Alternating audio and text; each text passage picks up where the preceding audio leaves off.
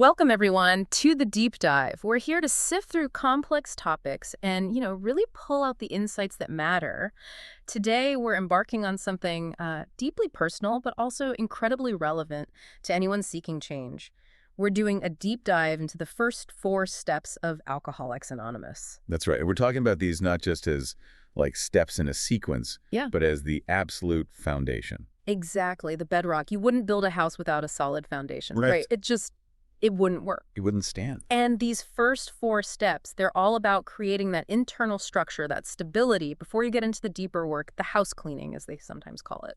And what's really striking, I think, is how these principles, while born out of the struggle with alcoholism, they really speak to a universal process of internal change. Absolutely.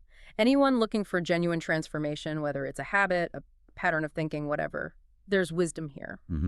A blueprint for internal work. So let's quickly frame these 4 pillars. First up is step 1. That's about honesty. Yeah, that gut-wrenching honesty.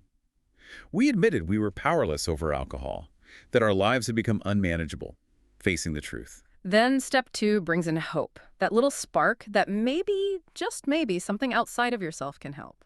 Came to believe that a power greater than ourselves could restore us to sanity. The beginning of looking outward. Step 3 is about faith, or maybe better put, a decision. It's not dogma, it's an active choice.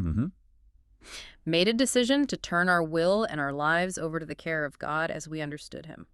That last part is key. So important. And finally, step 4. This is courage. Real courage and deep self-discovery. Made a searching and fearless moral inventory of ourselves. That's where you really start digging. Okay, let's get into it. Let's unpack this journey, starting right at the beginning. Step 1, that admission. Step 1. We admitted we were powerless over alcohol, that our lives had become unmanageable. Now, this isn't saying you're weak, is it? It feels more like acknowledging reality. Precisely. It's not about moral failure. It's a recognition of fact. And often, this admission, this hitting bottom, it's actually a moment of profound courage. Hitting bottom. It's often the prerequisite, you know. The texts talk about how few people will sincerely try the program unless they've hit bottom.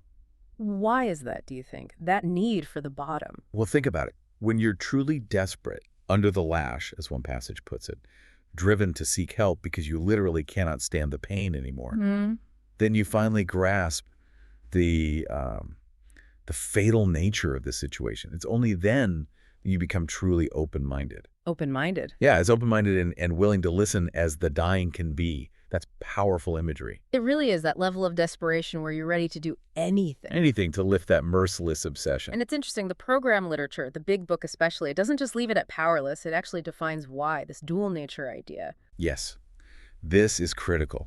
It explains why willpower alone just doesn't cut it for the alcoholic. It talks about a physical allergy. Okay, what does that mean, a physical allergy? It means that for an alcoholic, unlike a non-alcoholic, the first drink sets off a physical reaction, a craving, that makes it virtually impossible to stop. So it's not a choice after that first one? The body literally reacts differently. It's like throwing gasoline on a fire. Once it starts, the physical compulsion takes over. It's not about willpower at that point. Got it. A physiological difference. Exactly. But then there's the other side of the coin, which is arguably even more baffling. The mental obsession. Right. The book says this is the main problem. It centers in the mind. It's that persistent, insidious thought that somehow, someday, they will beat the game. Even after all the evidence. Even after disaster upon disaster, it's the baffling belief that this time it'll be different. This time I can control it.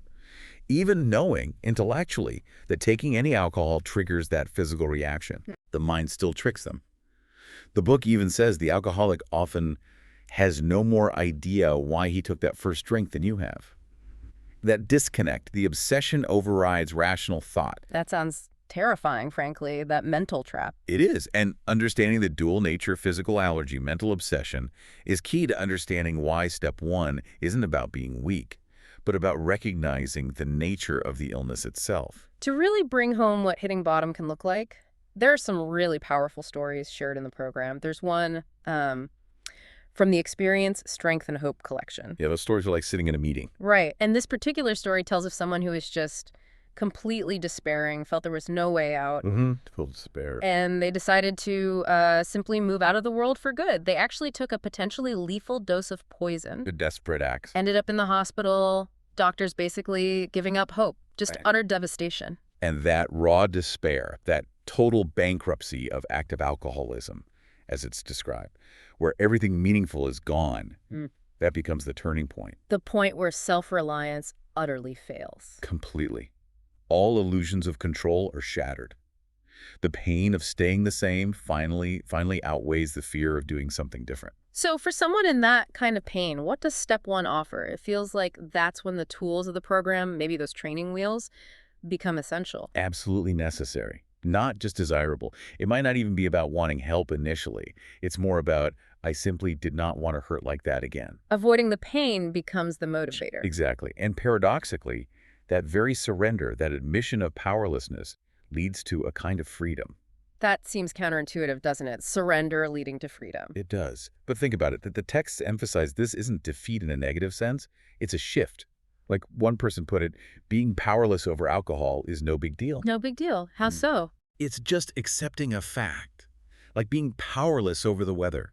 You stop fighting an unwinnable war against yourself, against the condition.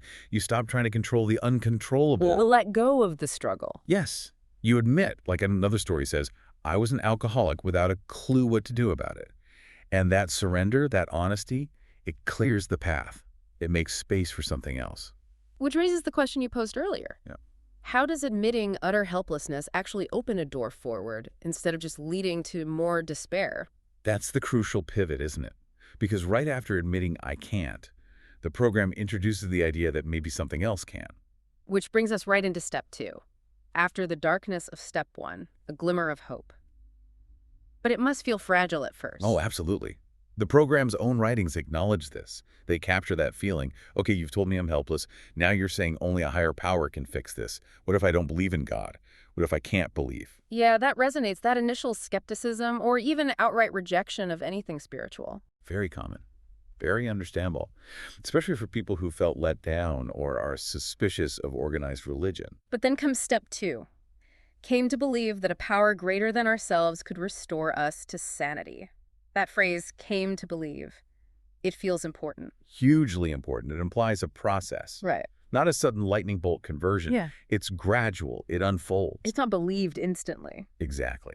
And crucially, the focus shifts away from a rigid definition of God. It's about your understanding of a higher power. That inclusivity is, I think, genius. How does it handle those intellectual roadblocks, though? The skepticism, the agnosticism? The big book has a whole chapter, We Agnostics, dedicated to this. It doesn't try to argue theology. Yeah. It gently suggests, look, maybe just lay aside prejudice for a bit. Just be open. Just be willing to consider. It acknowledges that different faiths have helped millions. It basically says, we don't care what you believe, or even if you believe right now. We just ask if you're willing to entertain the possibility that there's something greater than your own willpower. So, for the atheist or agnostic, what could that power greater than ourselves be? It could be anything. It could be the group itself, the collective wisdom and support. It could be nature. It could be the principles of the program. The point is, it's something outside of your own head, your own self-will that failed you. It's about the experience, not the definition. Precisely. It's about what works. People find their own understanding. One person shared, when I came to AA, I realized that God was speaking to me through my group. The group became their initial higher power. So the proof is in the pudding, so to speak, seeing recovery happen in others. Right, and there's this other great story about someone who was an atheist for decades, always demanding a sign from God, and then realizing through recovery that they had been the one closing themselves off. The sign was often the recovery happening right in front of them, in the fellowship. It shifts the responsibility back to the individual to be open to seek. Okay, so step two is about cracking the door open to hope, to possibility. Then step three seems like actually walking through that door. Exactly. Step 3, made a decision to turn our will and our lives over to the care of God as we understood him. It's the action step that follows the shift in belief. And it's a decision, not necessarily a feeling. Correct. It's not about having all the answers or feeling perfectly serene. It's presented as a simple, conscious choice. The analogy used is brilliant. It's like opening a door that seems locked. How so? All you need is the key and the decision to use it. And that key, It's just willingness. Willingness. Even the smallest amount of sincere willingness is enough. It's like saying, okay, my way isn't working. I'm willing to try your way, whatever that power is. Like trusting that GPS, even if you don't get the physics behind satellites. You just follow the directions because you're lost. You got it. And this willingness leads to this incredibly powerful statement of intent, the third step prayer. Can you share that? It feels central. It really is. God, I offer myself to thee, to build with me and to do with me as thou wilt. Relieve me of the bondage of self, that I may better do thy will. Take away my difficulties, that victory over them may bear witness to those I would help, of thy power, thy love, and thy way of life. May I do thy will always. Wow. Relieve me of the bondage of self. What does that really hit at? That's the core, isn't it? The self-centeredness, the ego, the need to control, the fear, the resentment that keeps us trapped. It's asking for freedom from that internal prison. So you can actually live differently. And be useful to others. It's a shift from self-obsession to service and connection. But critically, it's not a one-and-done thing. Right, you said it's ongoing. It's a daily, sometimes moment-by-moment decision. People talk about turning their day over each morning. It's a continual renewal of that choice, to trust and rely on that higher power rather than just your own limited resources. So if we look back at 1, 2, and 3 together, it's this amazing arc. It really is. Yeah. Step 1, I can't. Step 2, maybe something else can.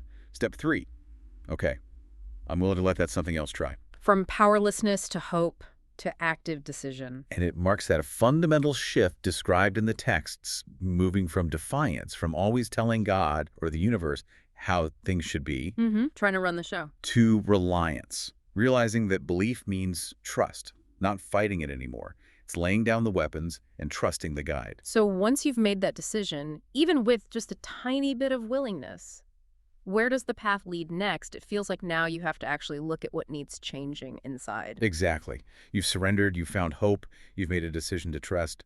Now comes the work of clearing away the wreckage. And that brings us squarely to step 4.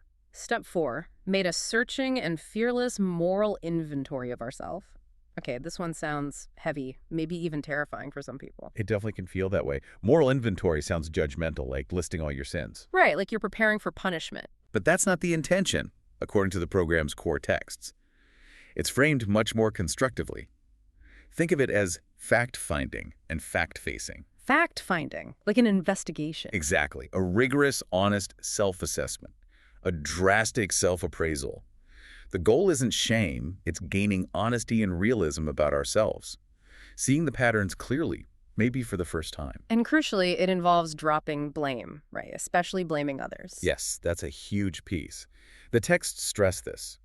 Where other people were concerned, we had to drop the word blame from our speech and thought. That takes real willingness right there. Yeah. The focus has to be on my part. What did I do? What was my role? So what makes it fearless? How is it different from just getting stuck in guilt or remorse? Because those feelings can be paralyzing. That's the key distinction. Fearless doesn't mean you won't feel fear or discomfort doing it.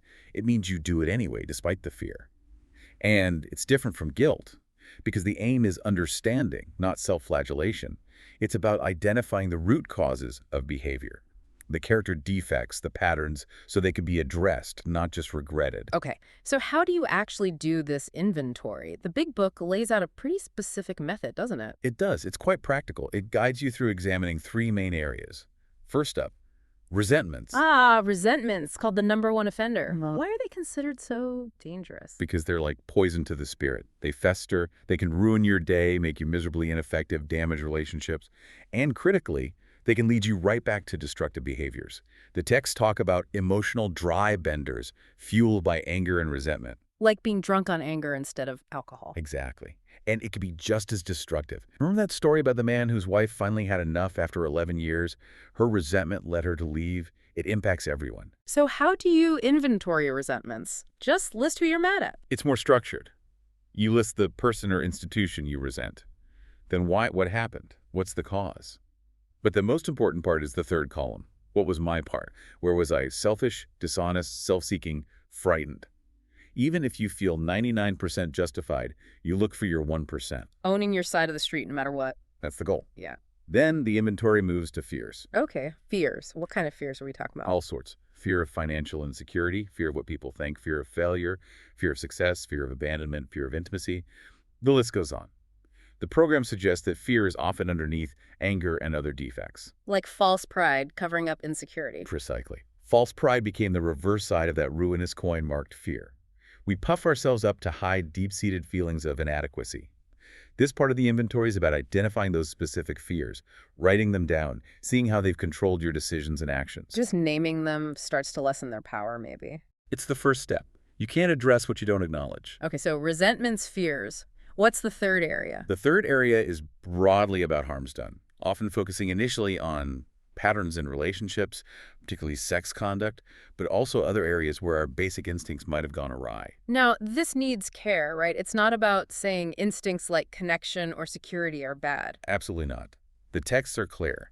Desires for relationships, security, companionship, these are perfectly necessary and right, even God-given.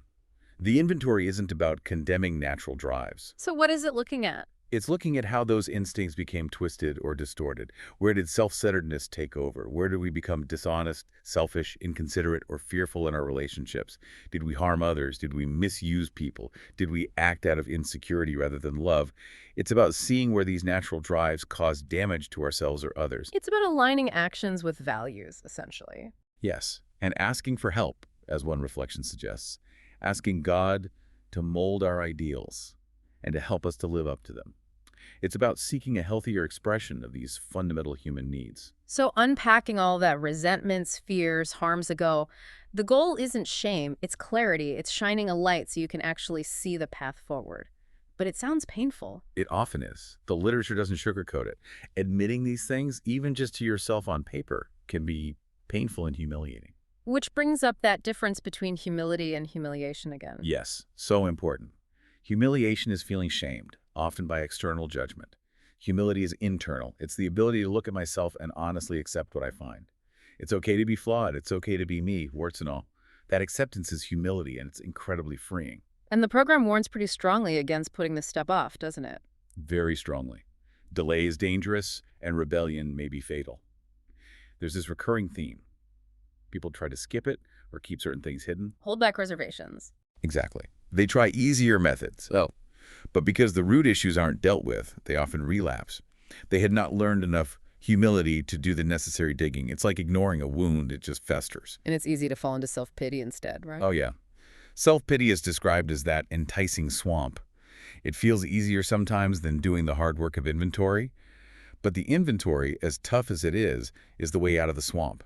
It clears the wreckage so something new can be built.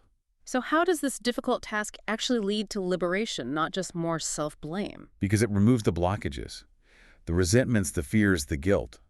These things block us off from connecting with a higher power, with other people, and even with our own true selves.